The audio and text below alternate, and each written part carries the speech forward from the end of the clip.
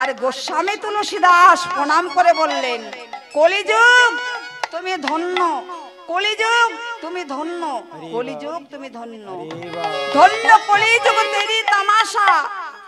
মেরা দুঃখ লাগে আর হাসি, আমার দুঃখ লাগে হাসিয়ে পায়। তাহলে কলিযুগ ধন্য কেন বললেন? কেন বললে জানেন?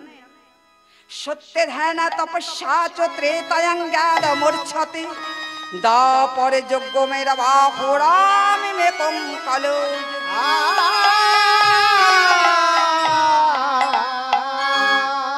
সত্যে ছিল ধ্যান ও তপস্যা।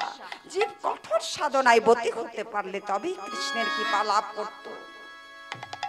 জীব ছিল সজ্জাগত, তেতাই আত্মজ্ঞানের দ্বারা ঠাকুরের কৃপা লাভ করত। জীব ছিল অস্থিগত, আর তারপরে অশ্বমেধ নরমেধ যজ্ঞ করলে তবেই কৃষ্ণের কৃপা লাভ করত। কিন্তু কলিযুগে কিছুই দরকার নেই। কলি কাল মে ন জগ জপন জ্ঞানা, এক আধার হরি নাম গুণ গানা। কলিযুগে ধ্যান তপস্যা কিছুই দরকার নেই।